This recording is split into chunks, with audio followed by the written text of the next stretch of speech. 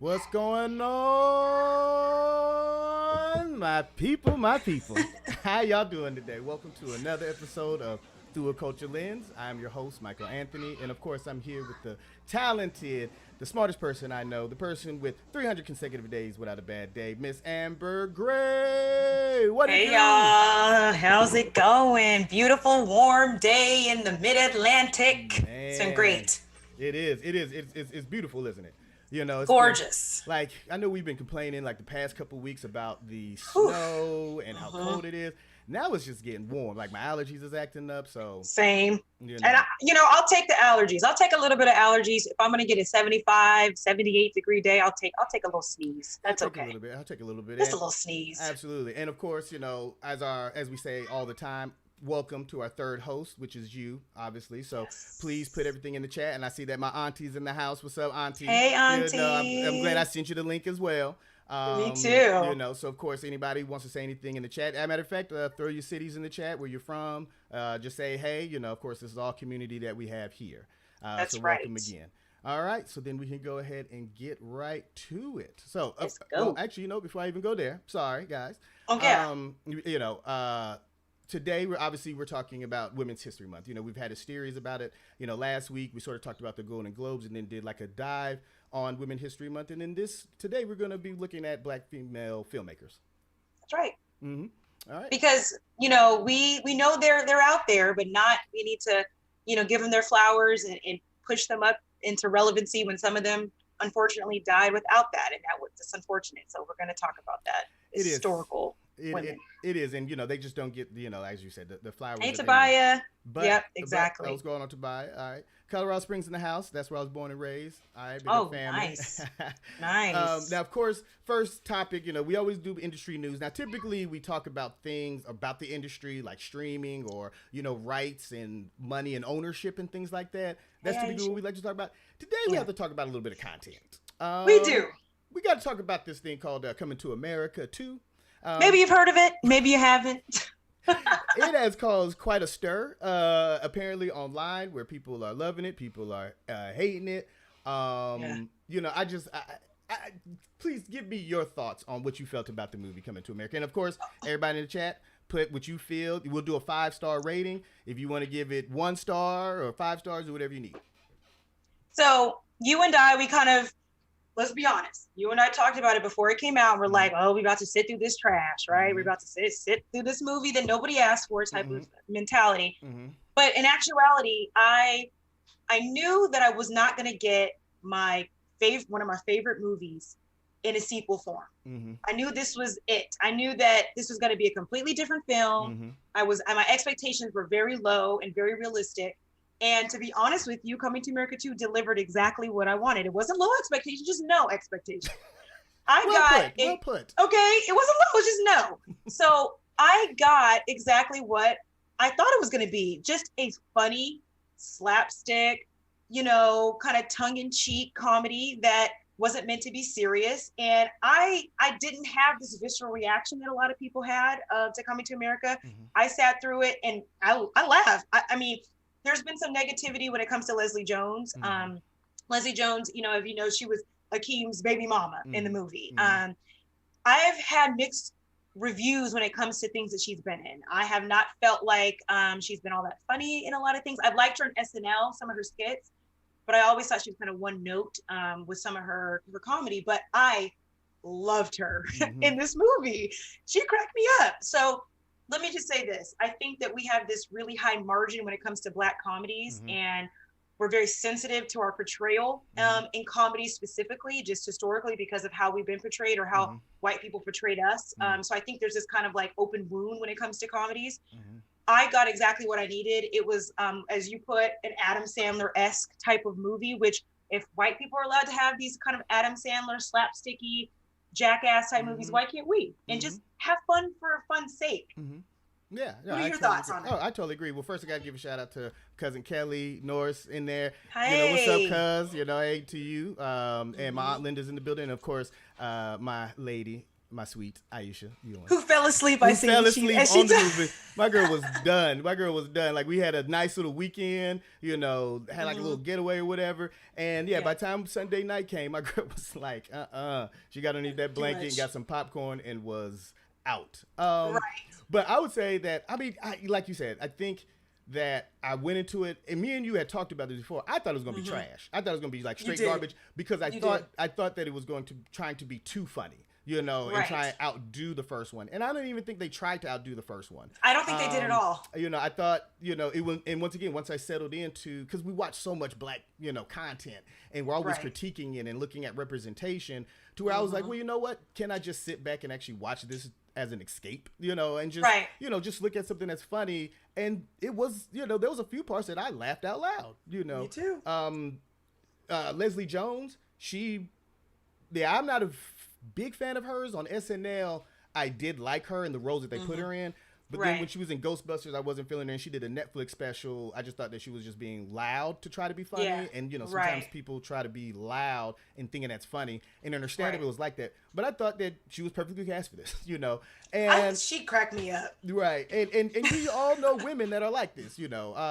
You know, and I just thought she played it well. I thought, you know, the sort of female aspect, which of course that's why we're tying it in. This is a Black female, you know, Black Women's Month, or Women's Month rather, talking about Black women on this show, but how the transition of talking about like being chauvinist and this whole old guard of men, you know, controlling, you know, the castle and all these other things, and for him to actually say, well, no, I'm going to not do away with that and actually give it to his daughter, I thought was, you know, commendable, you know, in the story. But I just thought it was just funny. And like, yeah, I thought it would be, you know, Adam Sandler, these other films, they don't not get the same critique that Black movies do, especially from Black people. You know, like if Adam Sandler does a movie, he is not, you know, disgracing all Jewish people. You know, he's just one white guy who's playing Billy Madison and being silly. So I just looked at it like this. And also, I love the outfits. Like, if that was one thing, like, I love the outfits too. The whole budget went to their outfits.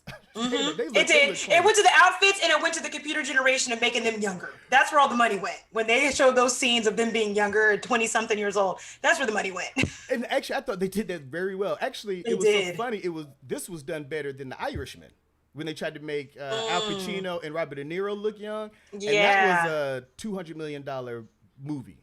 Well, it's a newer movie, right? So things have gotten, you know, every year things get better technically. So I'll give them that. But I definitely feel like people are a little too hard on it. Again, I think people, because it's like, why we didn't ask for this. We didn't ask for, Coming to America 1 was perfect. And I'm glad that in the movie they made that reference. They said, I hate when people do a sequel when nobody asked for it. And they kind of had to do a little camera look. So they knew. And like you said, they weren't trying to outdo the first one. They were just trying to, you know, let me just back up. What I like is that they brought some people back that really don't get, you know, some of the shine. Like we don't see, you know, Vanessa Bell Calloway that often. And Wesley Snipes, I can't tell you the last time I saw him in anything within the last like other than 4 or 5 years. Call Me Dolomite, the movie that Eddie Murphy was in. He played the film director. I haven't seen that.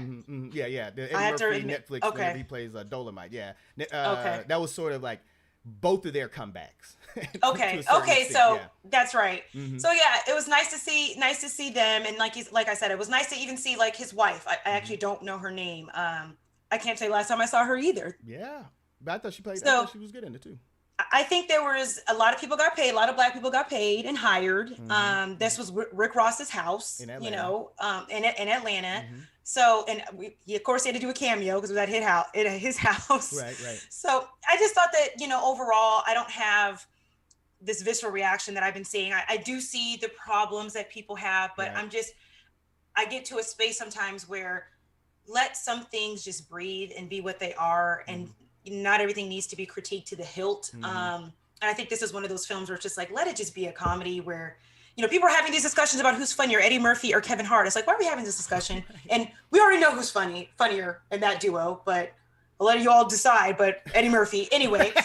So, you know, it's like, why are we having these debates and these competitions and these comparisons? Just let it be an individual movie that's silly. That's not meant to be an award-winning film. It's just a silly film.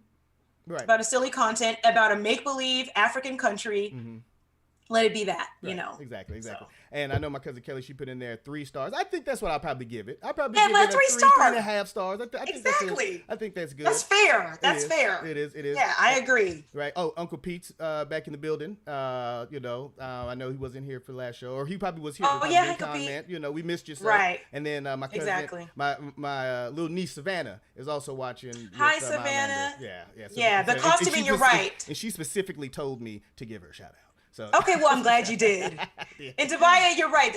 I would see the costume. That was Juanita. I think you're on one. Yeah, but Leslie Jones has definitely been the same. And so it was nice to see her. Okay, still the same, but still in a role that really fit that kind of, you know, who she is, that gregarious personality. It was just nice to see that kind of fit for her. Right. Cherie Headley is what Uncle P said was the wife. Okay, yeah, like I'm not. Where is she? I don't know where. So it was just good to see them. To me, like good to see even the one.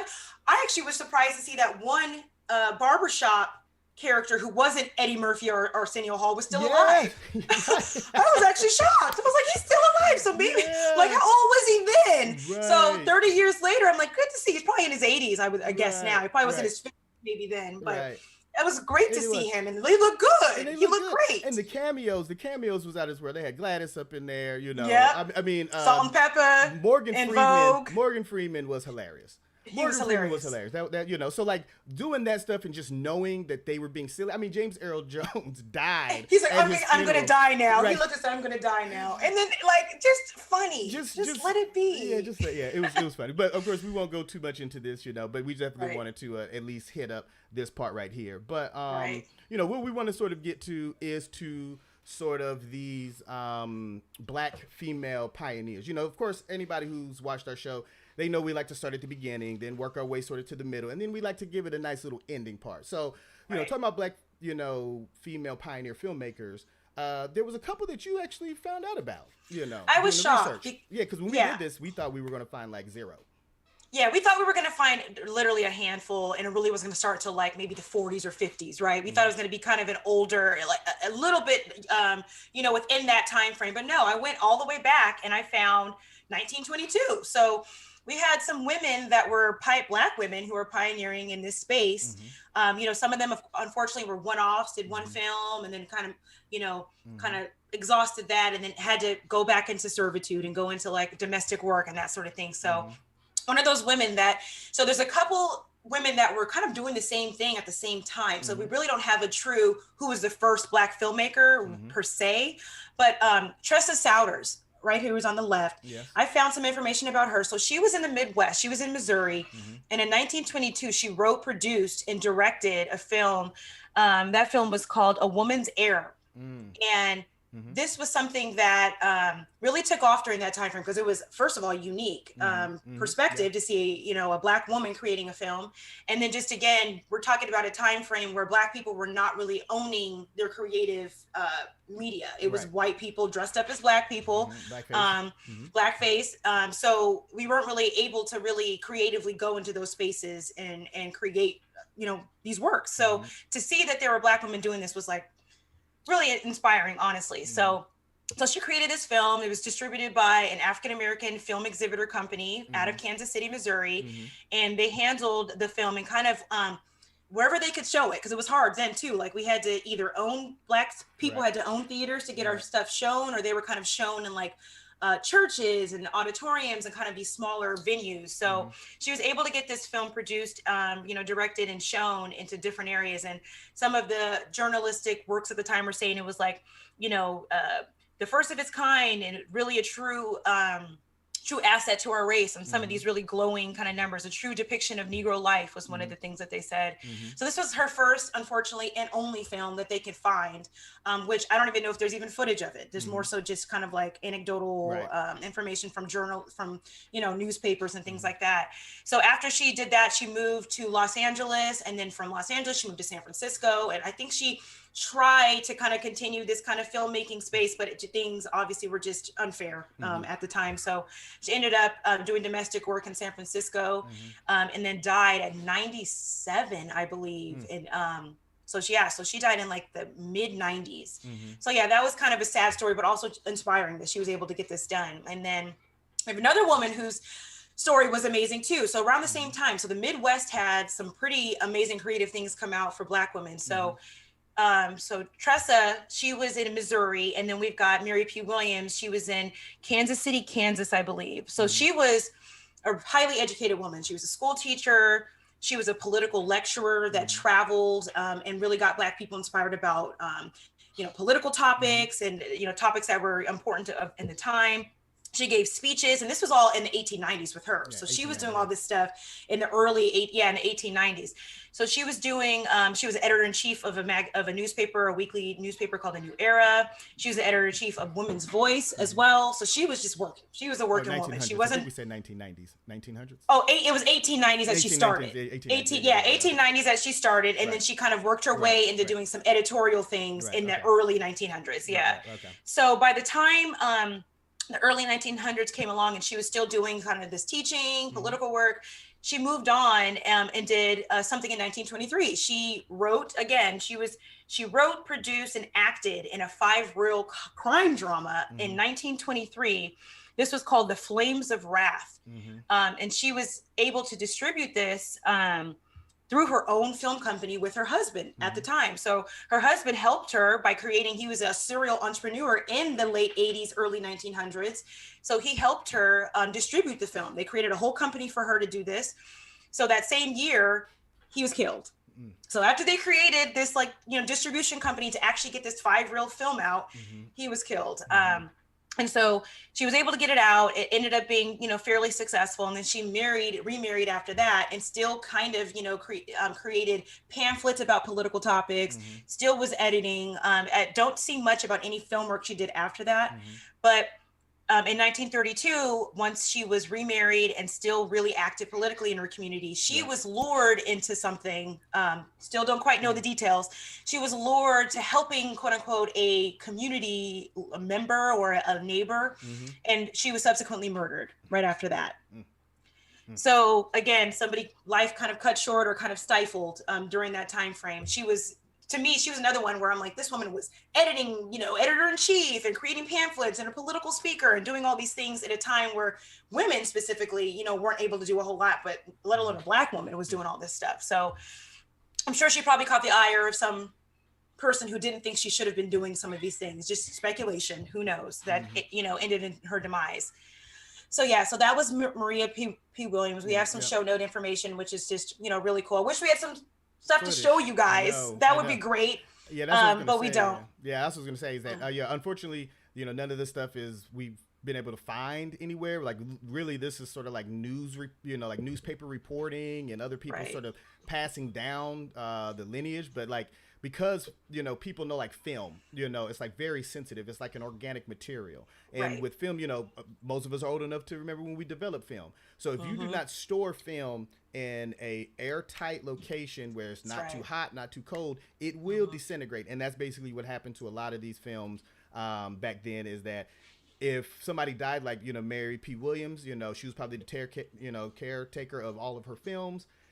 If somebody took over her estate and then didn't take care of those reels, then those things are gone. So unfortunately, we have no footage of any of these things. We just have what they were about, really. Right. Which is sad. The impressive thing is that, and I see Lisa's in the house. Yeah, and then Tobiah, he asked the question of how many Black women were financially backers of the early Black films. I don't know about generally, but I know that these women that we're talking about, they came up with the dough for themselves, right? Yeah, they did it for themselves. Yeah, that's what makes them so unique. And there was some other women that, and this is another sad thing. So when you go down the history, you'll see that there's some women that were credited as, actors or background or some sort of, helping with this male dominated feature. And then or this medium, I should say. But then when you peel the layer and actually get some more information, some of them were producers. Yep. They just didn't get that title. Some of them were, cinematographers and doing some things that typically women weren't able to do or allowed to do,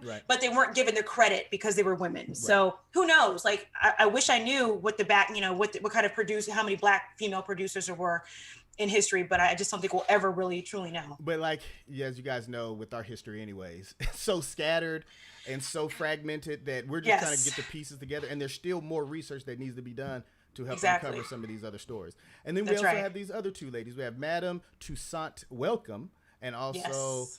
Eliza King Patrick. So what makes these leads? I think these are the bosses, right? These are the bosses, right? These are some boss ladies. Yeah. Mm-hmm. So Madame Toussaint Welcome, they actually consider her to be the first Black female filmmaker, specifically because she was like, how do you put this? So when World War II was happening, Right. I don't exactly know what her films were about. Once again, I just know that she was documenting the soldiers during World War One. Excuse me, not World War II, World War One.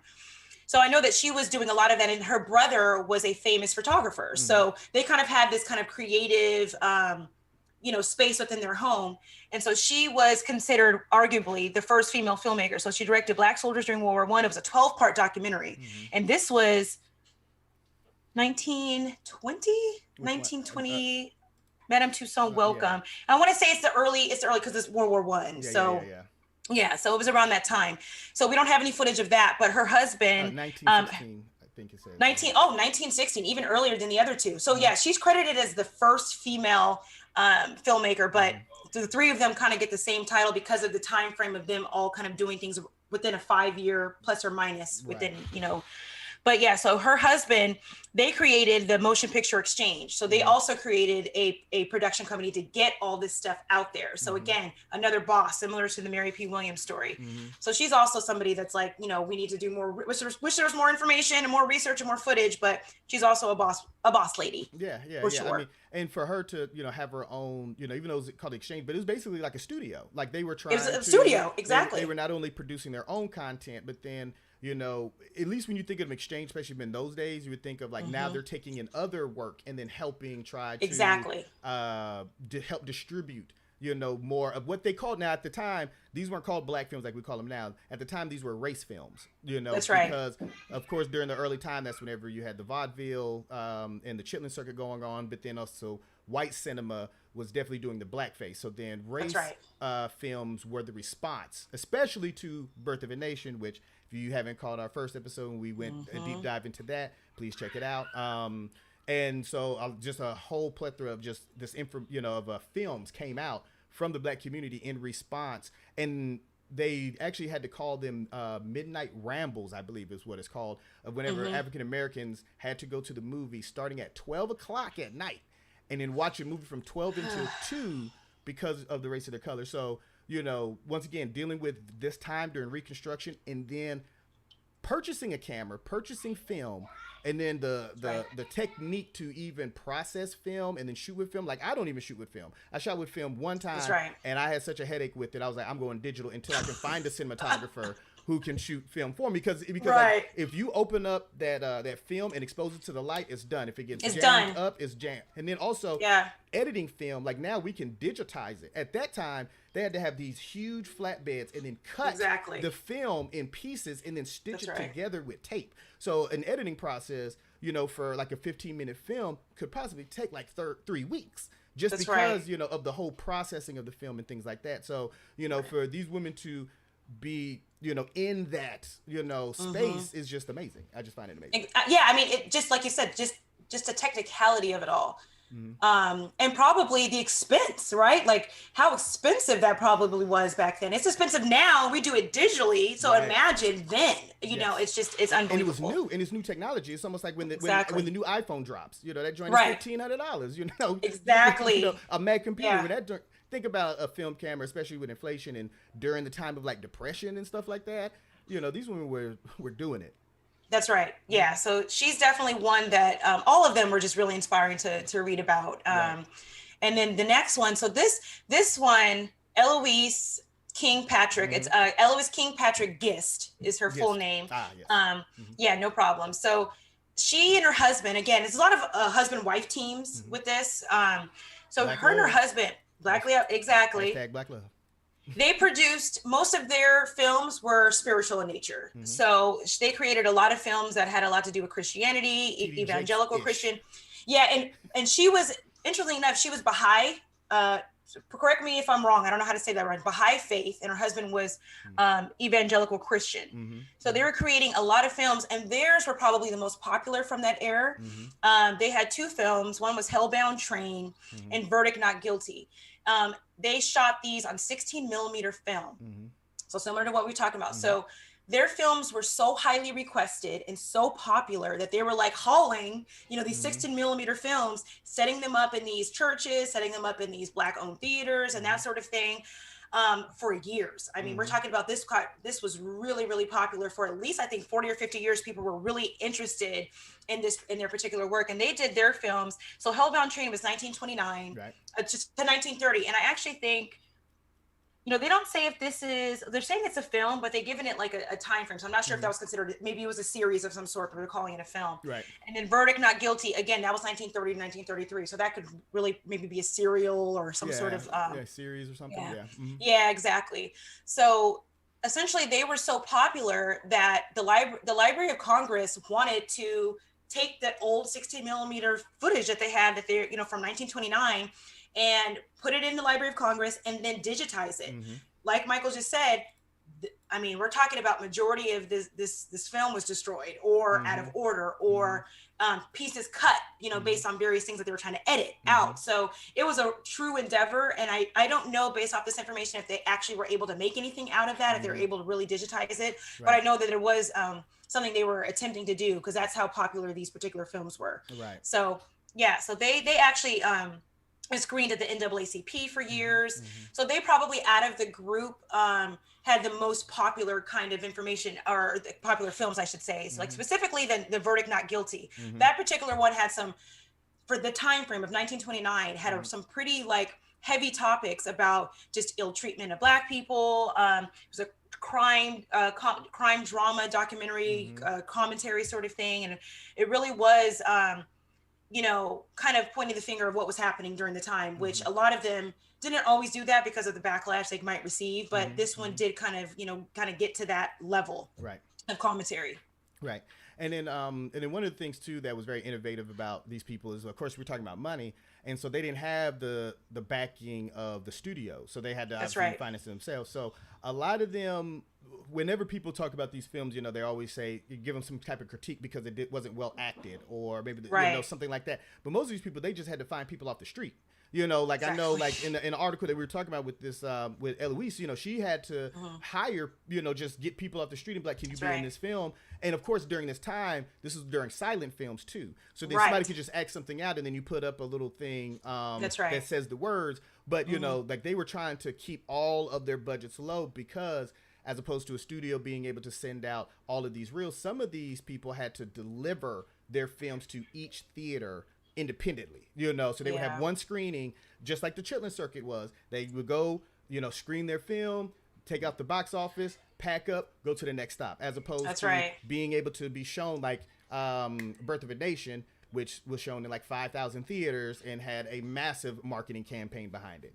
Of course. But so we won't go into that. Is there anything else you need to say about these? No, they were just awesome. I can't wait to dive deeper, you know, and hopefully get some more information and maybe go to the Library of Congress at some point and get deeper. But this definitely was like, we can go, I don't know. We could be able to go. I hope they're at COVID. Who knows? I'm not sure what the time frames are. But yeah, if anybody knows, let us know because I would love to go. Well, listen, I got my Library of Congress library card, so we can definitely go. Oh, awesome. Oh yeah, girl. Okay. I'll be on that. Okay. I'll be on that. All right. And then of course, the last one, which was probably the most surprising to both of us, is Miss Zora Neale Hurston. So we know of her as being an anthropologist, being a folklorist, really talking about culture, being an author. But she actually produced a series of films, whenever you did your research, because me and you were talking about this, that they didn't necessarily consider them films, right? No. So she was studying to be an anthropologist. So she obviously was like, you know, groundbreaking writer, anthropologist. But her films were considered more anthropological, so they didn't really give it a term as a filmmaking. Probably more so because it wasn't narrative back then, and most of the films were more narrative. Since documentary was, when did we say the documentary was like? Who was the first documentarian that we were just talking about? Apparently, it was the film Nanook of the North. Let me pull it up right now. It was 1922. It's a film that is. You know, based off of Eskimos. The filmmaker is Robert Flaherty, and I should know that because I went to school for documentary. But Robert Flaherty, so he's like the godfather or grandfather of documentary films, and he did this film called Nanook of the North, and he went up to the the Arctic and documented Eskimo life, like people who were native Eskimos and lived in igloos and hunted and things like that. And so it's considered the very first documentary ever. The thing is, though, it wasn't this. We don't know if it's considered documentary because the people who are Eskimos weren't native people as they lived on film. They actually lived in cities and, you know, had running water and all this other stuff. So they lived like normal, regular lives for the 1920s, obviously. Right. So, but they knew their family's culture. So then they could go out there and recreate this narrative of these people's experiences. So you can go, matter of fact, it's on YouTube. It's an hour and 18-minute movie if you would like to go see it. Nanook of the North. But that's considered the first documentary. But once we found out that those people, he wasn't actually observing them in their real life natural habitat, then it's the documentary question comes into play. So, you know, with Zora Neale Hurston, with her, they didn't call it film, but it's like she's documenting real life. Right. I think there probably was a disconnect with the fact that it was real life and they didn't really know what to call it maybe per se, but yeah, they didn't really call her a filmmaker because of that. But I mean, she had, 1928, she had a film called Children's Games, and another movie in 1928 called Logging, and then Baptism. But hers was, again, like anthropological. She's really interested in just the study of people just in general, you know, which is what an anthropologist does. So they didn't really give her that distinction. So when we were looking through her stuff, we're like, wow, she really was, that was part of who, playwright, you know, author, anthropologist, filmmaker. I mean, she really was. So it was really cool to find that out too. And guess what, Aunt Lisa? We got a surprise for you. This is what we have footage of. You do have footage of hers, And actually, the audio that is being played is actually Zora Neale Hurston. She's giving a speech to a class, and so what they did is I think the USC, I believe it was, sort of took this footage and then put it together with some audio that they had to sort of help narrate. And she's actually talking about spirituals, Negro spirituals. So we'll just play this for a few minutes. So. Work camps, sawmills, and turpentine steel and road camps and whatnot. They have a man to go around and wake up the camp.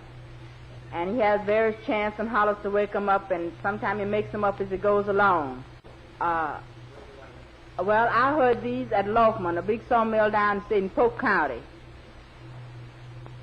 Wake up, bullies, get on the rock, take quiet, Dave, it's 5 o'clock. Come up on that cover, bullies. Come on up on that cover, unless you want some trouble with the walker. Come on. All right, yes. And obviously, you only get that here at Through a Culture Lens, is a little bit of exclusive Zora Neale Hurston audio and movies. You won't get that nowhere else, people. So give your people a thumbs up for that. Give your people a like and subscribe and share with your friends and family, please. We're giving you that exclusive Zora Neale Hurston. Can't get it nowhere. 1928, called Field Work. Yes. So, you know, definitely something that we definitely want to give her big ups for. So this was like one of the earliest films that we can find, especially out of the women that we did, or that we did research on. Was the film that we just sort of tripped on and was like, oh my goodness, this woman did. Like I mean, what exactly do you feel about knowing that Zora Neale Hurston has content out there? Again, all this did, like, honestly, guys, this just really was the tip of the iceberg for the amount of research that I'm going to be doing, because it was just so nice, you know, as Michael said, you know, he went to school for documentary filmmaker, you know, filmmaking. I have a film background, went to UC Davies, studied film at Howard. Yeah, theater majors, you know. Theater major, you know, all these things, did not get an education on Black female filmmakers. I knew none of this. I knew none of this. And I had Black female teachers. So I'm like, we just studied Oscar Micheaux. We studied the early silent filmmakers who were men. We didn't go down this history of women. So in my ignorance, I just thought, well, maybe they're just, you know, I knew somewhere that obviously it existed, but I thought, well, maybe there just wasn't a whole lot of women that were able to, based off circumstances, because women just weren't allowed to do things that really weren't indentured servitude, but it really wasn't, you know, home centered. So I just thought maybe that was why. But to find out that no, women were either non-married, you know, unmarried or married doing this stuff, you know, and so it just was Pandora's box for me. I'm like, oh, I can't wait to go deeper into the rabbit hole and find out who else was creating what, which I did. There's a lot more stuff that I found out that was kind of hidden or just, you know, suppressed, really. Yeah. I mean, when we first did this, we thought we was going to have to comb the earth to find some of this content. And then, I mean, now, of course, we're just still not getting the details as we want. And, of course, obviously, we don't have any footage really to show you except for Zor's work. But we were sort of, like, surprised as far as, like, what these women were able to accomplish at a time of Reconstruction. This was during the Great Migration. This was during Depression. This is during World War I. This is during the rise of the Klan. This is during Bloody Sunday. Not That's Bloody right. Sunday. I'm sorry. Red Summer. The one in Chicago. Tulsa was going on.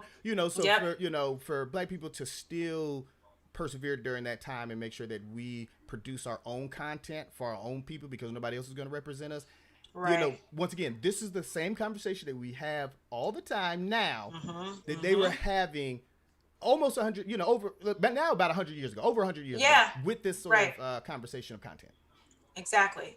Exactly. So, yeah, I mean, there's so much more that we would love to add to the show, y'all, because there's so much we had to cut because, like you said, we didn't realize we were going to have a Pandora's box of women to choose from like this. I mean, we thought we were going to come up with, like, well, we had to start in 1940. That's as early as it goes back. No, it didn't. Like, it was just really amazing. I don't know what to say. It was amazing. That's all I can say. And typically we do research on these topics, and then sometimes it just like drags us down because it's like, God, white people just do so many bad things to us, which is true. I know. But and that came up with this too. But the thing is, though, it was so refreshing to be like, no, there were Black people out there trailblazing way before the people that we sort of know of, that's out there making films and things like that, and to still know that we don't have any really Black executive heads or CEOs of companies, of media companies and things like that, except for BET, which I don't count that one. All right, exactly. so moving on now. Of course, those are the notables as far as the pioneering women. So, we wanted to kind of jump into also some of the more notable women that are out there as well. Some women that you may know about, some that you don't. And we only chose 5. Once again, there's probably over maybe 300 to 500 Black women that are filmmakers out there that we had no idea was there, that we just got surprised about. Some of them, I'm not even going to lie, when I saw their name, I thought that they were men. So then I apologize to the sisters out there. And obviously, any Black filmmaker that's out there that obviously we did not mention in any of these segments, we apologize. Please come on the show, and we can talk it out. And of course, show your film at some time. But we have a couple notables up here. Jessie Maple. She actually did a theatrical release film in 1981.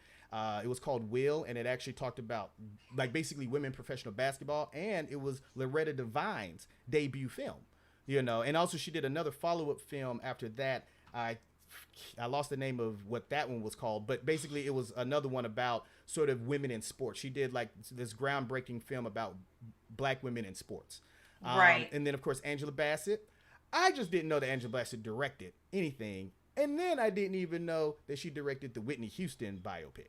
That was on Lifetime. Twice as nice. It was the other film. Twice as nice. Okay, thank you. Thank you, fact checker.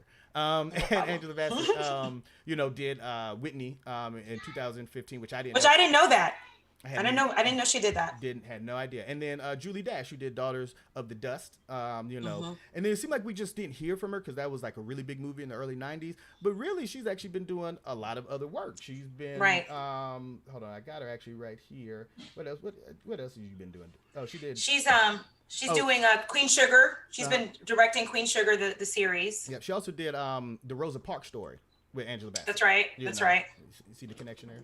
She did Incognito. She's done a lot of TV. So basically she had like that one hit, and she's also had some editing credits and some producing credits, but like definitely, and in Funny Valentines, which is a movie she did with Alfred Woodard in 1990. So she has, a resume. It's just that once again, we just didn't know that she was out there. Have you seen Daughters of the Dust? I actually have not seen Daughters of the Dust. That's been on, again, my short list of films to watch. And I wish I would have watched that when I was getting my film minor. But didn't watch that. It would have been nice. Yeah. It would have been nice. Would have been nice. Yeah. And then the last two is Debbie Allen. Debbie Allen, obviously, who doesn't love Debbie Allen? If you do not love Debbie Allen, I don't know if this is the show for you. Leave now. No, I'm just kidding. Stay and listen. Hit that like. Yes, that like exactly. Button, and then you can bounce. But Debbie Allen, she has been, just killing it for so long. Her directing Fame, a TV show back in the 80s from 1982 to 1987. And then now she's basically been the showrunner for Grey's Anatomy for the past 11 years. You know, I mean, we've got Fame. Don't forget Different World. And Different World too. Yes, I better can't forget that. She can't forget. She did like I think 3 or 4 seasons of a Different World. If not, she did a lot of episodes of a Different World. She did. So Debbie Allen, you know, like, you know, and she's a dancer, and, you know, I mean, she's, you know, like, she definitely needs to get more of her flowers, you know, as far as like how she, for the longevity that she's been able to really level her game up to still be a dancer and to be creating content and to be a decision maker, you know. Just multi-talented and multi-boss level lady. Multi-boss. Like I was telling you about this story. So there's a video. It's in the show notes because, you know, all the resources that we like to pull, we always put in the show notes. So then if you guys want to sort of look at the information that we're looking at, is there available to you. So there's this video, and it's actually called How Debbie Allen is a Boss. And she gives a story about when she was on the set of Fame, and she was telling the directors how they should shoot the dancers because they didn't know how to shoot dancers and maybe where they're going to land at and maybe what's the best angle. Should you use a wide lens, you know? And so, director came up to her and patted her on her butt and said, "Oh, little thing, you know, you don't have to worry about the camera shot." She said that after she done ripped that man up and down, she was calling action and cut by the end of the day. It was, it is the best story. Like I love it. And I can totally see that where she just like in the 80s too. She's like, "You underestimate me? Okay, and go ahead." And took over the show and just started directing from there on. Like that's. I love that. I love that. And then of course the late great Maya Angelou. She only has one credit. Which I didn't know. Delta. I didn't even know that either. Yeah. Which is another thing with Alfre Woodard in it. If I'm not mistaken. So Debbie Allen, she acts in SWAT. Oh, I didn't realize that. I didn't know that either. I appreciate that as a piece. I didn't know that. Oh, and Debbie Allen apparently went to Howard too. Yes. You know it. I did not. Oh, well, thank you, Aisha, for letting us know. HBCU Pride all day. HBCU Pride all day. All day. But yeah, Maya Angelou, you know, she actually had directing credit, which I did not know down in Delta, 1998. I didn't know that. I really think that that's cool, you know, that to find out, you know, like, man, there's so many women out there that we didn't know actually was behind the camera that it's like, when are they going to get their, you know, once again, their flowers? But what is your thoughts on these ladies here? I mean, Debbie Allen. So I was a dancer growing up. So Debbie Allen, we did Fame. That just ages me. I was a little kid. We did the Fame song in one of our recitals. So I've always loved her, obviously. And then Maya Angelou, I saw speak at UC Davis when I was a student there.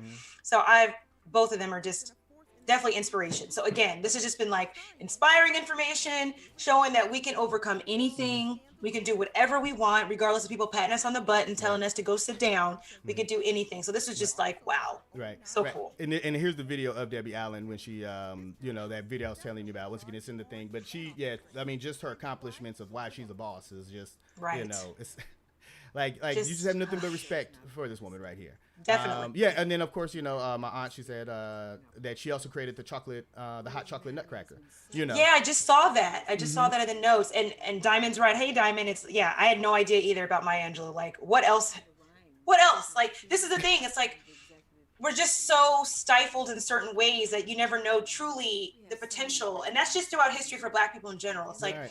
Like when you read the Michelle Obama book and she talks about her grandfather just being such a curmudgeon and so angry because he never was able to fully realize his potential because of just how the world was. And that's with both, you know, Black men and Black women. We just were never really able to really realize our potential. And I think that these stories just kind of show that, you know, some of us can overcome it, but again, we either get these one-off hits or some way we're having to go do something we don't want to do. And that's just so sad that our ancestors had to go through that, and we're lucky enough to be in this space where we can kind of create our own livelihoods at this stage in the game, which is, you know, thank you ancestors for that. Please, thank you very much. And then obviously, hold on, let me go ahead and pull this back up. So this is the trailer for Down in the Delta. Some of y'all may have seen it. Aunties, I know y'all seen this. Aunties, I know y'all saw this. Go ahead and give us a star rating on this. You know, Black women back in the day was watching everything like this type of stuff. You know, that's right. So why don't y'all tell me that this was Maya Angelou's directorial? Yeah, y'all didn't tell us, aunties. Y'all didn't tell us. What the heck? Right. So you know, but that's Wesley Snipes. You know, look at him. Wesley Snipes is in the joint. So you know, like how everything just kind of comes full circle. And it seems like Alfre Woodard and Alfre Woodard's career has just been amazing. But I think she may have a directing. I know that actually, No, Angela Bassett. No, not Angela Bassett. Oh, there goes Laura Devine. No, I was thinking of a Paythe Murkison. I'm sorry, that was not a Paythe Murkison. I thought that was a Paythe Murkison. I was like, no, that's not her. So then my fault, everybody. But appreciate y'all sticking with us on this. But definitely want to show that. And now, of course, we have some of the women that are currently right now sort of at the top of their game that we feel like you guys need to keep an eye out for. Yes. So we have, and once again, this list is very long. We have this is very condensed. Yes, exactly. So we're just trying to hit up some of the most notable ones that we kind of pulled out. And Rashada Blank, she did this film called 40-Year-Old Version. Rada Blank. Ooh, my goodness, thank you. Rada Blank, the 40-year-old version came out last year. It's cute. I haven't seen it, and it literally came out on my 40th birthday, so I definitely need to do better than that. What'd you think about the movie? I saw most of it, not all of it. It's just, it's that crisis mode, right? It's that kind of like, I'm 40, oh God. And then I think she's kind of has like this rapper theme. I haven't seen the whole thing, so please do not quote me. It takes place in New York. Right. It's documentary style, it's cool. I mean, I liked it. I got to go back and finish it. Right. I got so many things that I do that I need to when you got a toddler running around, you got to have to start, stop, a lot of stuff. So yeah, but it was cute. Okay, good. And then can you take the rest of these names so then I don't tear it up? I can get the last one. Sanai Hamri, okay, which I actually did not know she was a Black woman. I actually had no idea. She's actually done some with my mom. I know my mom is working, but she did one of my mom's favorite, Something New, right? Sanai Lathan, where she dates the white guy for the first, her first white guy or whatever. That was really good. And then you told me she directed a lot of Empire episodes, which I didn't. Majority of the episodes of all of Empire. I had no idea about that. Of course, I think when Jesse did what he did, I think that's when she probably might have slid out. She's like, let me go. I'm gonna head out. Yeah, she probably head out. She probably didn't, but I know she's pissed. But now they're having an Empire spinoff that are they? that they're greenlighting that she's the showrunner for. Okay. For Fox. So so now she's taking who's the showrunner of Empire? Somebody in the chat help me. Lee Daniels, right? Lee Daniels. Lee Daniels. So he was the showrunner and creator. So now she's taking his spot on the Empire spinoff, which is it'll probably be good. I'm just kidding. Lee Daniels gets much respect. It'll probably be good. But she did Just Right. She did Just Right. So she's done a lot of romantic comedy. She did Just Right. She did Something New. She did The Sisterhood of the Traveling Pants Part 2, which I enjoyed both. Yes. I will say that I love Sisterhood of the Traveling Pants. And she's done a lot of romantic comedies. And then she did, I don't know what this Mariah Carey thing. I don't think it's Sparkle though. But it looks like she did a couple of musicals. Yeah, so she's someone I had no idea that she had done all this, and I also didn't know she was a Black woman. So that's cool. That's cool. Right, it is. It is. And honestly, whenever I just didn't even associate. I thought it was actually somebody who was like Middle Eastern when I saw the name. I did too. But once again, she's Moroccan, but I guess she's Moroccan. So I guess she identifies. I'm not. I'm not gonna. Yeah, she does. Yeah. And then Tina Gordon. She did the movie Little, which was the sort of redo of Big with I know Issa Rae was in it and Regina Hall, and then the girl that's on Blackish. Marcy Martin. Right. She produced it. She was the youngest producer of that. So give her a shout out too for that. Exactly. Yeah. Exactly. And so Tina, she was the one who did, was the director for that, and she also has a pretty nice little resume. Yeah, she's been a writer for ATL, Drumline, the writer, Little, and then Peoples, which I have not seen. Yeah, I haven't seen that. So she's done a lot of writing. She's done some producers, Good Girls. But yeah, her directing is something that's actually in pre-production. Praise This. She's directing something that hasn't come out yet. And then Little, of course, then People. She's been the director of those two, but mainly she's a writer. Her credit is writing. Okay. And then also we have Miss Regina King. With her directorial debut, which I feel like she's going to get very comfortable. I'm sorry, that was her feature length directorial debut. Actually, she's also done TV, like you see in this picture here. She actually directed a couple of shows of Scandal. So she sort of started with TV and then worked her way up to film. And so her catalog is definitely growing as far as the content. Absolutely, producer. Yeah. So can't wait to see more from her, obviously. And then Melina Matsoukas. Matsoukas, Melina Matsoukas. She did Queen and Slim. Of course, if you guys watch the show, you know that's a movie that I love. And that's your movie? Yeah, I love that movie to death. And also she did Beyonce's Formation. And actually she has some other content out there, but you know, Queen and Slim is definitely the one that she's most known for. Right. Yeah, she's actually probably out of the list. I think her and Nia DaCosta, but I think Melina, she's probably blowing the heck up more than everybody. Yes. She's on the incline for sure. I mean, she's got, just looking down her list, I mean, so you said Queen and Slim, she did a video short, Beats by Dre. She has a TV series called Solo, she's in pre-production on. Masters of None, which I absolutely adore that series on Netflix. She's a director on that. She did 2 episodes. Thanksgiving, which I think Thanksgiving was up for an award. Yep. Because that was Lena Waithe. She wrote that episode, Thanksgiving, on Master of None, and Melina directed it. And that was, I think, that was up for a Golden Globe or something. Oh, nice. Don't quote us, y'all. That was that particular episode was bomb. So I would, if you don't watch that series or don't like it, which I think it's witty and hilarious. Master of None, that particular episode was really well done. Okay. I think Angela Bassett is in that episode. I think she's Lena Waithe's mom, I believe. So this girl, it looks like it's a music crossover with her career. A lot of like Beyonce, Jay-Z, No Doubt, Solange. She's done a lot of kind of directorial things with them. So she's blowing up though. She is. Yeah, she's blowing up. And then we have Nia DaCosta. Nia DaCosta. DaCosta. I say DaCosta. You just be adding letters and syllables and things. I'm terrible with names. I be forgetting names, can't say them, but it's all good. We still gonna roll with the show.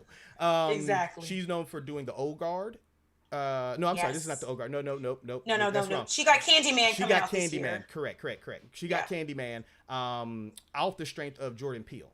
And that's coming out supposedly August of this year. They had to push it back. This was supposed to be a summer movie, but then it got pushed back. But apparently based off of what she did with the movie that nobody's seen, they pegged her to do Captain Marvel 2. She has other things. She has other things. So Little Woods, I think that's on Amazon. That's got Tessa Thompson. She's in that. Right. Well, no. And then go ahead. Oh yeah, and Ghost Tape. So she's got a few things, but to your point, I mean, she doesn't have an extensive catalog, but she's doing some major motion pictures coming out, this year. And then, go ahead. Did you already say Captain Marvel? Yeah, Captain Marvel 2. Okay, and then Captain Marvel 2022, that'll be coming out. So she's directing a Marvel film. So she's blowing up too, obviously. Right. And that's what I was just saying is that like these smaller films, like typically they always want somebody to sort of like do some other things, and then they might take a chance on them. Like they at least have to make like 5 to 10, maybe their filmography has to be big, do some TV, do some commercials, be a first AD, first assistant director, then you may work up there, work up your way to the chain. But for her to, sort of do this independently and then get the blessing to do Candyman and then do a tentpole, which once again, we gotta do the research, but it feels like she is the first Black woman to do a tentpole blockbuster movie, probably the biggest budget that any Black woman has ever had to do, because Disney puts about $500 million into their film. So she might be the Black woman that had the most budget to ever produce a film with. Yeah, we'll definitely research that and come back, because I know that this is major. This is major. That's huge. major. This is huge. Oh, and then Diane, my mama, she's in the house. Hey, mama. Hey. She said the autobiography was made in 1978 called "I Know Why the Cage Bird Sings." Yeah, it was about Maya Angelou, who co-wrote the screenplay. I didn't know it was about that. Well, thank you. Yeah, I didn't know that either. I didn't know the connection, and I've read that book. I didn't know the connection. See, and that's why y'all are the third host, because we are educating each other. We need y'all. We're just here to, kind of guide us through, but we need you guys to help support us through. So that's why we want you guys to be part of the chat to even inform us, because we don't know everything, So thank you very much for. We thank you. Please, thank you very much for that. Yeah, that was awesome. Yeah, absolutely. And then we have obviously, Ava, which. If you don't know who Ava is, then you ain't Black and you're not a woman. Stop, don't do that. You ain't Black stuff. Don't do that. Don't do that. Okay, I will. We don't take Black cards here. Yeah, we don't take Black cards. We don't hand them out. We don't hand them out either. But we don't take them. We don't hand them out. We don't take them. But I will keep some receipts though. But with Ava, of course she did Selma, which really blew her up. And then actually one thing that I heard about but really wasn't familiar with is how much she was involved with Queen and Slim. Not Queen. I'm sorry, Queen Sugar, the TV show. Yeah, that I on knew. OWN.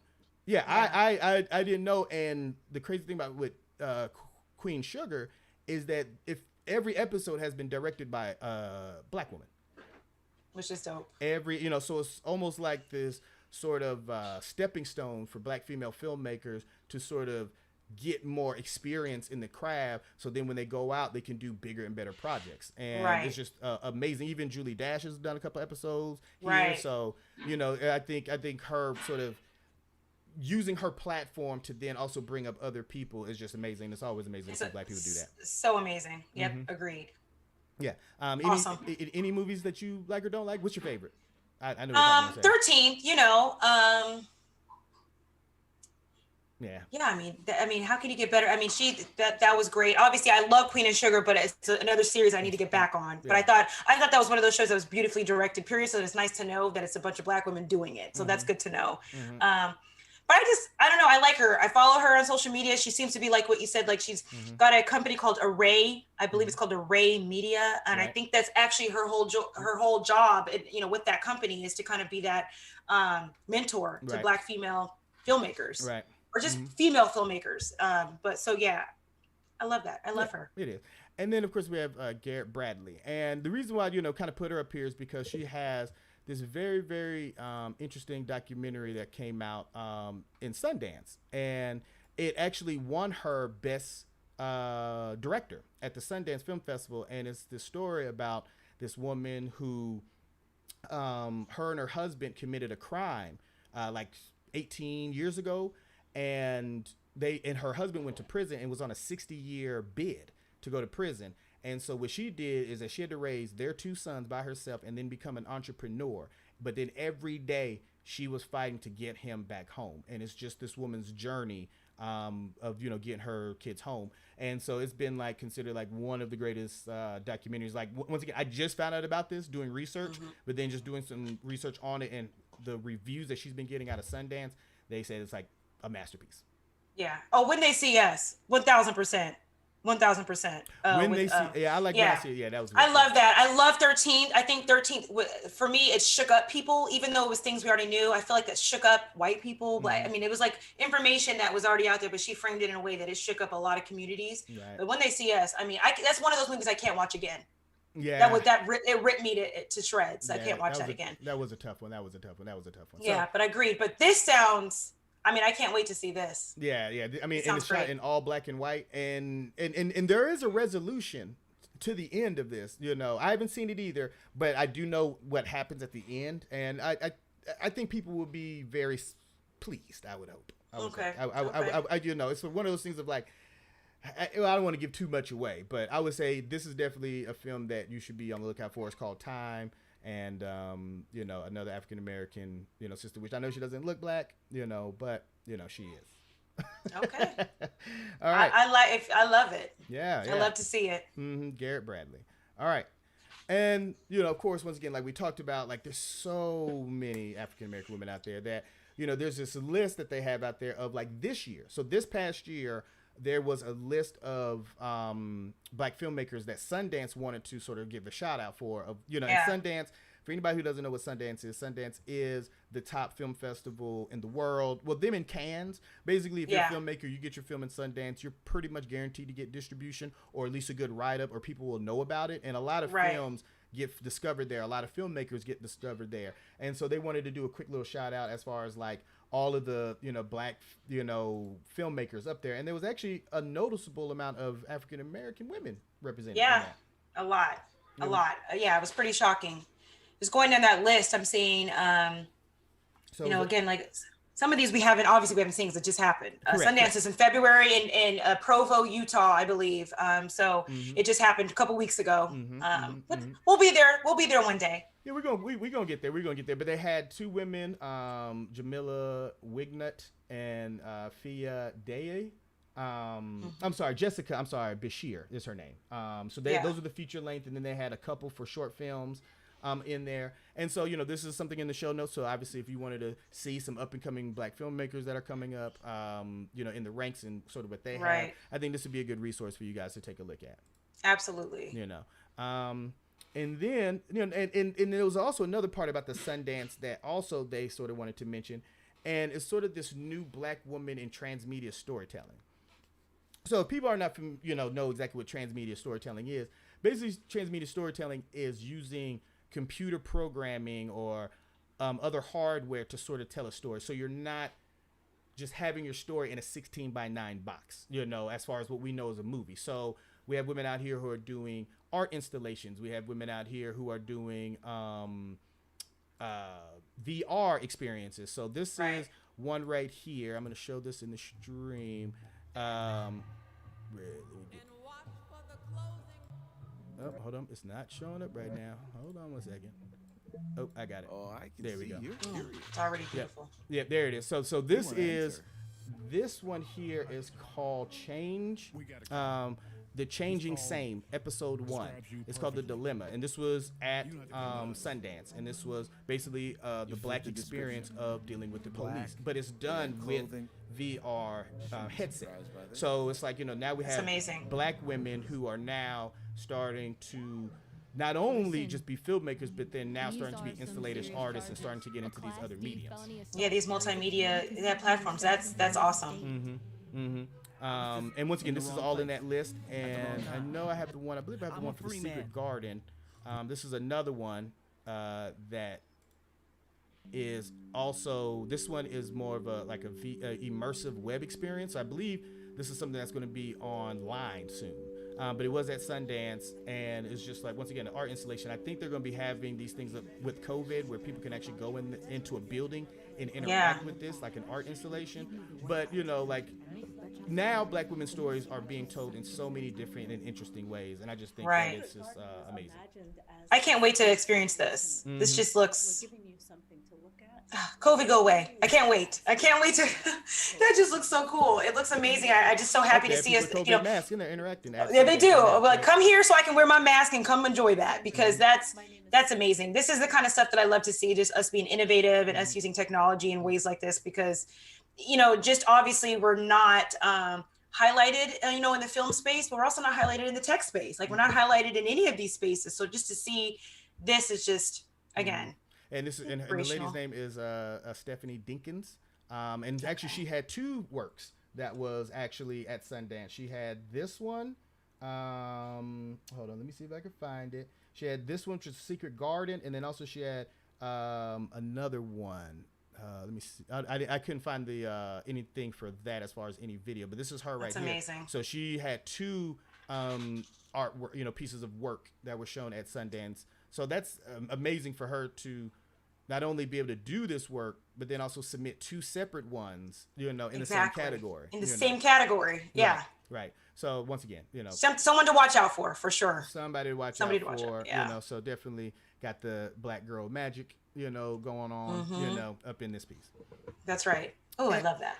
And obviously we have another article. Once again, we just want to get, we don't have enough time, because what is our time looking at right now? Okay, we're at 7:19. Yeah. So right now we're kind of getting a little bit over. We like to try and keep this about an hour, but want to just give you another resource for another list of wonderful African American filmmakers who are out there trying to pave the way. I know was there any notable names in here that you can read? Yeah, so Channing Godfrey Peoples, she did she wrote some episodes of Queen Sugar. So again, getting that kind of I love that connection that Ava DuVernay is creating for women to do this. And so Miss Juneteenth, unfortunately, Amazon is making you pay for that now. Oh, but it is on Amazon. Even with Prime? Even if you had Prime. It used to be free if you had Prime, and not anymore. Okay. Well, actually, get your money, right? Like, go ahead, get your money. Actually, you know what? Black people probably should pay for it. Exactly. We're get your money. We're That's right. That's why at first I was like, doggone it. Because I start, again, another one of these things I started, but, virtual learning with the 3-year-old, you don't know how that goes. So started this and wanted to go back and watch it over the weekend, but it is you have to pay for it now. But it was good. It's about Miss Juneteenth, the pageant that takes place in Texas, obviously. Juneteenth, as you know, was when, the last slaves were freed in Galveston. So it's kind of her mistakes.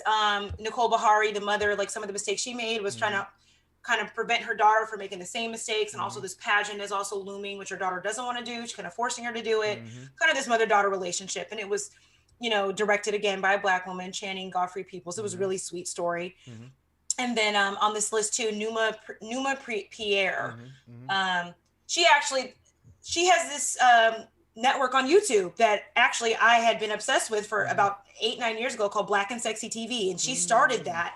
So a lot of these kind of independent films and independent filmmakers, Issa Rae came out of that. She created that space on YouTube for independent Black filmmakers to create their products and series and that sort of thing. So she actually sold a film called Jezebel, about a cam girl, real life cam girl's experience in Las Vegas. And that's on Netflix, actually. If it's not on Netflix now, it's going to be on Netflix. So I was happy to hear that, because I'm like, I've been following kind of her career and her trajectory. So that's cool. She started that, co-founded that, and then now she's kind of moving on. And that premiered, the Jezebel premiered at South by Southwest, another kind of festival. Huge festival in Texas. And she has something else coming out. Oh, she directed something called The Perfect Five, Gabrielle Union. So that'll be out, it looks like maybe later in the year on Netflix. So she's also progressing. So that's fantastic. Tyresha Poe, I actually have not seen her film. She has an Amazon original called Sella and the Spades that has When They See Us, the young man who played the man that was in prison the longest. He's in that. I don't actually remember his name. The one that was you could tell was, well, actually, let me not go there. The one that was in prison the longest out of all of them. He's in that. And then, so she's got some multimedia projects too as well. So it looks like she might be actually going to that kind of space as well. And then Janeska Bravo, she's got some kind of cross-cultural films that have, a variety of casts, not just considered Black films. She's got a whole bunch of white actors, Black actors in her films. So she's got something called Lemon. That was supposed to be on Hulu, but that's fallacy and lie. I couldn't find that. But she got something called Lemon, and she actually directed some Atlanta episodes as well. So she's got everybody, and then she's got Zola, which I'm actually excited. I can't wait for that to come out. Zola, I think I may have talked about it on the show, but I'll bring it up again. Zola was a Twitter thread about 5 or 6 years ago about this woman talking about this crazy weekend she had from the Midwest, I want to say Ohio to Florida. And she was with some exotic dancers, and it was just like a whole bunch of craziness. They were trying to make money, like from Ohio to, this is a real story, trying to make money from Ohio to Florida. It's kind of like these hijinks, all this like hijinks that happen between there and there. So she directed this particular Twitter thread, turned it into a movie. So it's going to actually be out at some point, hopefully this year. So. That's good. That's good. And somebody who I did want to mention, who's not, we couldn't fit in the list, that I did want to at least put out there is Gina Prince Bythewood. Who I love. Who you love, because she did the Old Guard. So I almost that's what I say. I almost gave her I almost gave the credit for that movie to somebody else. But she did the Old Guard. She also did Love and Basketball, and she did that show Shots Fired. So definitely want to give her some big ups. Once again, the list is just Beyond the Lights. Yeah, she's up there. I love her. Yeah, she's definitely a beast. She's definitely a beast. Yeah. And of course, sort of as we sort of come to the end, we want to sort of wrap it all up. And this young lady here actually started the Bushwick Film Festival in New York that is centered towards, or its focus is to screen films from Black female creators. Once again, another awesome story.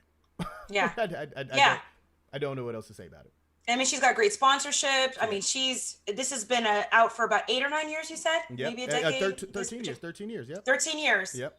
Yeah, so again, there's just so much stuff out there. I just don't think it gets the right, get in the right hands and really is like catapulted. I think we all should know about, just like we know about Sundance and Tribeca and some of these other film festivals, we should know about this one too. Bushwick Film Festival. We should know about that. So absolutely. Yeah. Yeah, I'm trying to get this thing up here so then we can, oh, there it is. So I at least wanted to show at least a little bit of like, what sort of what she's doing. She's, because they kind of give some stats as far as like the percentage of women behind the camera, and she doesn't see any diversity. But look how young this girl is, and she founded a film festival specifically for Black filmmakers, Black female filmmakers. And I think, just to sort of, give her flowers, to actually be bold enough to go out there. So, of course, once again, the link is in the bio. Her, Koti, that first name, you want to try? Quegbehi. Okay, possibly. Quegbehi Koti. Okay. I tried. I'm hoping I hit it. Hopefully we can meet you one day, and then you can give us the correct pronunciation, because everybody knows exactly. on the show I am terrible on this. Okay. But obviously, okay, so we got some people in the chat. Obviously, my uncle, he's talking about, we old school with wisdom. You know what I'm saying? Talking about the people that's been wisdom. We always appreciate the guidance from the elders. That's right. And Aunt Lisa, that actually is a great question. And that's something that I kind of dug into just slightly. So like I brought up Oscar Michaud about how many Black women probably didn't get like the credit, because a man got the credit. And we've had this conversation a few times. So there's two women, I'm just going to do this really quickly. So there's two women in particular who probably did not get enough credit. One of those women is Alice B. Russell, who was the second wife of Oscar Michaud. And Oscar Michaud, we haven't talked about extensively on the show, but he was probably like, maybe the pioneer of race films and Black films. He did he was, as Michael puts it, the Tyler Perry of the 1920s and 30s, kind of. He had a particular theme of films that he kind of stuck with. But what was so interesting about him is just his tenacity. He moved to South Dakota, hoping that more Black people would move there and be homesteaders. That didn't quite happen, but he ended up buying a bunch of land and kind of having these white neighbors, and became was a writer, selling these books to his white neighbors. They were buying them, and he kind of, so he sold one particular film. I don't remember the actual name of the film right off the top of my head. He sold one to a Black production company, but he said, I'll sell this to you under the conditions that I direct it. So they said, fine. So they let him direct it. He did a pretty fantastic job with directing it. And then that kind of like catapulted his kind of film career. And he was doing these silent picture after silent picture, similar topics. It always kind of had like a kind of a colorism theme to them. Light-skinned Black woman with a dark-skinned Black man, and kind of like the dichotomy of that. And also one had like a theme of just race mixing in general. Like like a woman was supposedly white, so she had this, love affair with this Black man, which was obviously against the law, taboo. I mean, all those things. Then they found out that she had 3% Black blood or 4% Black blood, which made it okay, because otherwise it would have been a complete no-no. So he kind of, that was his theme of film. So his second wife, through history, she didn't get the kind of credit. She was, I want to say she was a musician. She was a trained actress. Like, she was very talented. And a lot of the films that she showed that she was in, that she was an actress, they said that she actually probably played a part in a lot of like the directing, a lot of the screenplay writing, but she didn't get that credit. She didn't get the credit for that. It was, and even she kind of played it down a little bit, like, oh yeah, I was in this picture. And I think that was part of like just the era of like letting the man shine a bit and not really taking any ownership of what you did contribute to it. So she is one person that Alice B. Russell, Oscar Michaud's second wife, that I think, just based off some research, she did have a hand behind the camera in a lot of his films, was instrumental in a lot of his films. So she's one. And then there's Ensalada Robeson, who was Paul Robeson's wife. So she also was, intricate in some of his filmmaking and some of his, acting. She acted as well. She helped with some independent projects. She went to Switzerland with him and acted in something in Switzerland. And the film that they did in Switzerland was in 1930. I think it was it Borderline? It might've been Borderline. I'll put it in the show notes. I'll put this particular article in the show notes. But she did something in Switzerland with him, which was pretty revolutionary, because it was Borderline. And that movie was produced by two Swiss people. And they wanted the Robesons to come to Switzerland to film it. And so they went up there and filmed it they filmed it March 20th and March 30th, 1930. So within a 10-day span, they filmed this movie. And it had all these topics that were even taboo today. They had homosexual topics, they had interracial topics, just racial tension and all that kind of stuff that really you don't hardly talk about in 2021. And they were doing that in 1930s. So she was another person that really helped with the on-screen career of Paul Robeson, with her own career, but also did some things behind the scene that she helped actually write some of that screenplay for that with those Swiss people. She gave them notes of what they needed to do and all that kind of stuff, but she didn't get the credit. So awesome. I mean, so those are just two women in particular. That's not awesome. It's just, I mean, it's just that she was able to do that, but just living in this the chauvinistic world, you know. Yeah, patriarchal, white male patriarchal society. So I mean, it's a man's world, but women run it. So, you know, we already know that girls run the world, but you know, it's a man's world. Right. So we just know that. But you know, one correction. Oscar Micheaux, he was actually, they wanted to buy his film Homesteader. But then when they Homesteader, because he was a homesteader, he lived out in the country and he wanted to live off the land.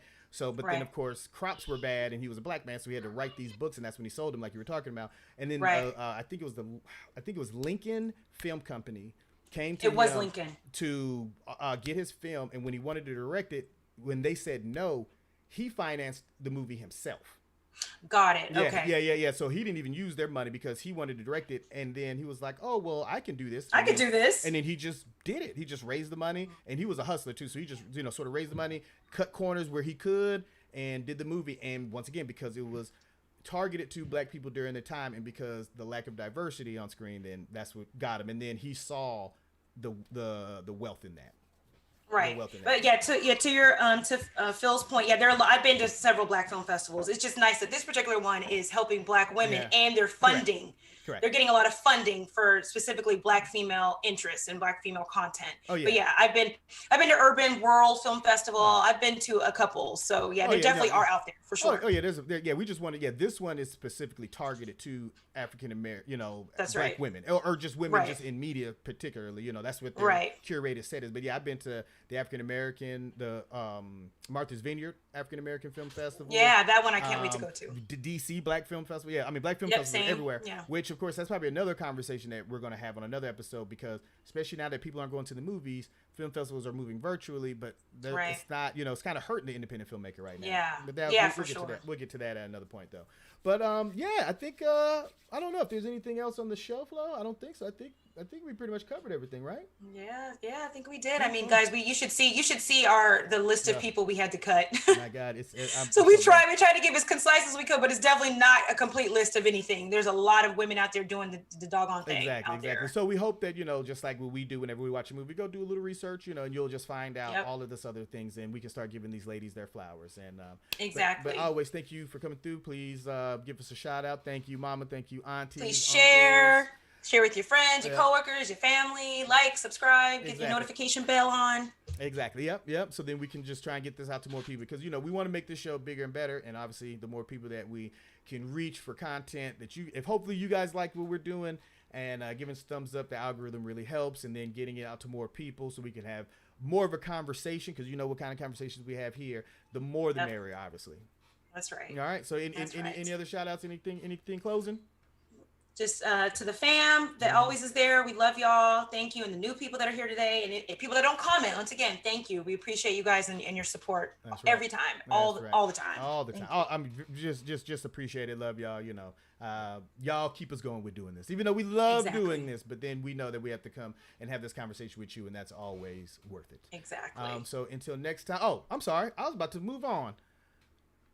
On our next episode of Through a Culture Lens, and this is the one I forgot to show you. So this is like really live on air of what Amber's seeing right now. So next episode. How dare you? I know. So because we were talking about sort of because we want to keep this theme of women history, right? And so we're looking at sort of now data, like we want to talk about Black women representation and sort of how it's being projected on screen, but then also how are we well, not me necessarily, but Black women like yourself, how are you guys consuming the content? And then where's that conversation of, what's appropriate and what's not appropriate when it comes to the content and representation that's on screen? So that's sort of a deeper dive that we're going to. So what this is a Nielsen graph of literally showing you Black women over the age of 18 and the consumption of media that they have. And the green is cell phones. And then the little green is, I think TV. And as you can see, as far as, media, different things like, and we'll go through this whenever we get to the colors, but just Black women consume a lot of media, and and what's sad, what we'll get into, I'm not gonna even bring it up today because I want y'all to come back and really get into this next week, but what's sad is the type of media that Black women consume. As compared to Asian women and white women and Hispanic women. Latinx women. Latinx women. It kind of, it kind of illustrates, again, the themes, the topics we've been talking about, just our history, and the fact that we consume this particular type of media out of all the media compared to what other people consume is kind of shocking. It's not shocking, but it is shocking. And it's sad, and just goes to a deeper conversation that we hope to have next week. Absolutely. So obviously we're always excited for that. And yeah, we just look forward to it. Thank y'all. Peace. Love y'all. And I see y'all in the next joint. Love y'all. Thank you.